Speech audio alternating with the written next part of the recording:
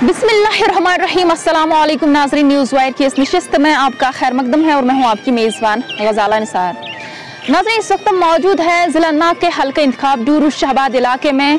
डूरू शहबाद एक ऐसा इलाका है जहाँ से कई अहम शख्सियात ने जन्म लिया है, जिनमें ख़ास तौर पर मजाली शायरी के इमाम रसूल मीर मोहम्मद गामी और कई अहम शख्सियात सरफहरिस्त है, जो न सिर्फ मुल्की बल्कि गैर मुल्की सतह पर काफ़ी मकबूल हुए। नाजरीन, जहां एक जानब जम्मू कश्मीर में बेरोजगारी की शरह में काफ़ी हद तक इजाफा हुआ है, वहीं डूरू शहबाद से ताल्लुक़ रखने वाले दो आला तालीम याफ्ता नौजवानों ने एक अनोखी और मुनफरिद पहल की है। दोनों आला तालीम याफ्ता नौजवानों ने बैन में एक छोटा सा कारोबार शुरू किया है और इस बैन का नाम जो है इन्होंने चाय दाम रखा है। जी हाँ, आपने सही सुना, इस अल्फाज का इस्तेमाल जो है अक्सर व बेशतर हम घरों में करते हैं, बलहज़ चाय दामा, और नाम से ही साफ जाहिर होता है कि किस तरह से इन्होंने अपने कारोबार की शुरुआत की होगी। और उससे भी ख़ास बात यह है कि दोनों नौजवान जो है काफ़ी पढ़े लिखे हैं। आकिब अहमद ने मैथमेटिक्स में PhD किया हुआ है। वही अगर हम मोहम्मद इकबाल की बात करें, मोहम्मद इकबाल ने MPhil M.Ed किया हुआ है। तो सीधे ही इन्हीं से बात करते हैं। तो सबसे पहले आकिब अहमद के साथ बात करते हैं, जिन्होंने मैथमेटिक्स में PhD किया हुआ है। जी, आपका खैर मकदम है। सबसे पहले हमें ये बताएं कि आपने तालीम कहाँ से हासिल की। अस्सलाम वालेकुम। सबसे पहले मैं आपका शुक्रिया अदा करता हूँ कि आप यहाँ पे आए। जी, मेरा नाम आकिब अहमद डार है और मैं यहीं नयोडा डूरू शहबाद में रहता हूँ। मेरी जो स्कूलिंग हुई है, मैंने 12th मैंने पास किया है हायर सेकेंडरी स्कूल डूरू से। उसके बाद मैंने जो ग्रेजुएशन की है वो मैंने किया है गवर्नमेंट डिग्री कॉलेज डूरू से। उसके बाद मैंने MSc किया है, MSc मैथमेटिक्स, वो मैंने किया है सेंट्रल यूनिवर्सिटी गढ़वाल देहरादून से। फिर मैंने उसके बाद डायरेक्ट PhD में अप्लाई किया है और मैंने PhD मैथमेटिक्स की डिग्री हासिल की है रवींद्रनाथ टैगोर यूनिवर्सिटी से। चायदाम काफ़ी यूनिक नाम है, तो कैसे आपके जहन में आया कि आपको यही नाम रखना है?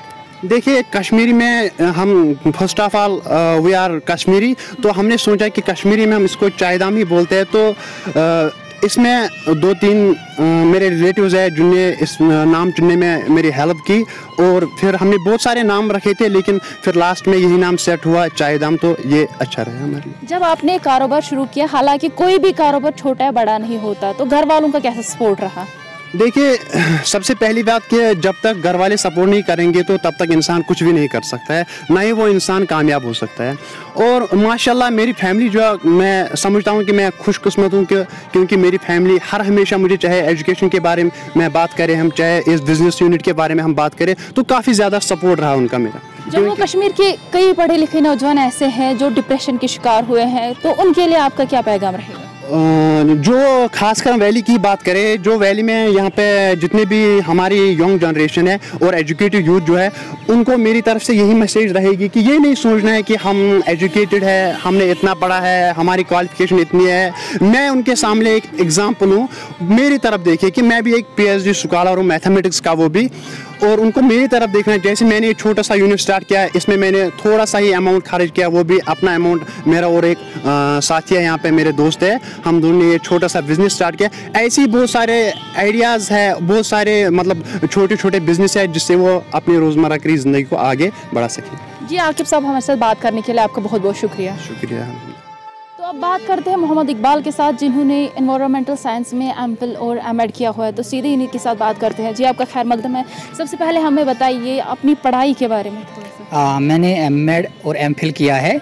MPhil मैंने एनवायरमेंटल साइंस में किया है और M.Ed मतलब ये तो एजुकेशन में ही आता है। मैं 5 साल एज ए कॉन्ट्रैक्चुअल लेक्चरर मैंने काम किया है गवर्नमेंट डिपार्टमेंट में। उसके बाद मैंने 5 साल as a teacher trainer Himachal और दिल्ली में काम किया है लर्निंग लिंक्स फाउंडेशन के साथ, वो एक NGO है। फिर उसके बाद मैं यहाँ दोबारा आया, मैंने 3 साल एज ए कॉन्ट्रैक्चुअल टीचर काम किया। मैं अपने मेरिट पे आया, हर बार अपने ही मेरिट पे आते हैं, क्योंकि कॉन्ट्रैक्चुअल लेक्चरर जो आते हैं उनको भी मेरिट ही हो जाता है। कॉन्ट्रैक्चुअल टीचर में भी हम जोनल लेवल पे आ गए। इससे पहले जितने भी मतलब बैचेस कॉन्ट्रैक्चुअल टीचर हुए वो सारे परमानेंट हुए हैं, लेकिन बदकिस्मती की वजह से हमारे ही बैच को निकाल दिया गया। वो पता नहीं क्यों, उसके मुझे रीज़न पता नहीं है। तो इससे मतलब ये मतलब मैं सोचा कि अब मैंने 13 साल एजुकेशन डिपार्टमेंट में ही काम किया है, वो भी कॉन्ट्रैक्ट पे ही काम किया है, मतलब सैलरी भी उतनी नहीं मिलती थी जिससे मैं अपना लिवलाइहुड कमा सकता था। तो फिर मैंने सोचा कि मैं अपना ही कोई बिज़नेस स्टार्ट करूंगा जिससे मैं अपनी टांगों पे खड़ा हो जाऊंगा। अगर मतलब इन 13 सालों में मैं अपना बिज़नेस स्टैंड किया होता तो आज मेरा बिज़नेस मुझे लग रहा है कि मैं काफ़ी बड़ा होता। तो अब इस टाइम से मैं स्टार्ट कर रहा हूँ, लेकिन अब भी अच्छा होगा क्योंकि टाइम एंड जो होता है टाइम का कोई मतलब ये नहीं होता है कि कब से स्टार्ट करना है, कब स्टार्ट करना है। जिस वक्त भी इंसान स्टार्ट करता है तो उससे वहाँ से भी इंसान कामयाबी हासिल कर सकता है। क्योंकि पढ़ाई लिखाई के बाद कई सारे नौजवान जो है वो सरकारी नौकरियों के पीछे भागते हैं, आपके माइंड में कैसे आया कि यही करना है?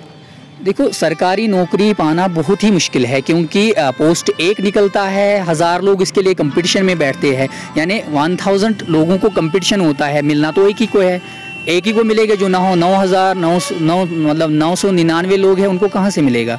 जितना होगा, जितना रिसोर्स होगा उतना ही मिलेगा ना, बाकी सारे लोग जो है उनको नहीं मिल पाएगा। कौन कौन सी चीज़ें आप यहाँ पे बेचते हैं और लोगों का कैसा ताउर रहता है?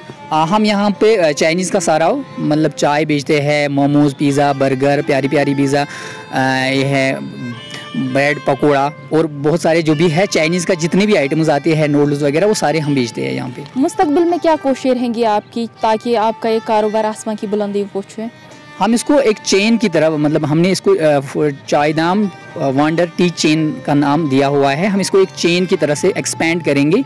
जब बिज़नेस एक्सपेंड हो जाएगा तो खुद ब खुद मतलब प्रॉफिट जो है वो खुद ब खुद बढ़ जाएगा।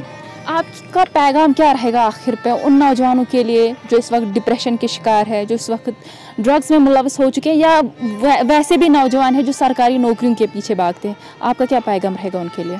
मैं सारे मतलब जो भी पढ़े लिखे हैं या मतलब जिनकी एजुकेशन कम भी है, मैं सब लोगों को यही पैगाम देना चाहता हूँ कि आप अपना कोई भी छोटा सा बड़ा सा कोई भी बिज़नेस स्टैंड कर लो, क्योंकि जो भी गवर्नमेंट है, गवर्नमेंट के जितने भी एम्प्लॉयज़ है वो तो मतलब ये जो कारोबारी लोग हैं उनसे ही डिपेंड करते हैं, क्योंकि जैसे मतलब गवर्नमेंट है, गवर्नमेंट के पास अपना पैसा थोड़ी ना होता है, वो टैक्स पे करता है, तो फिर वही गवर्नमेंट के जो मुलाजमीन होते हैं उनकी सैलरी बन जाती है।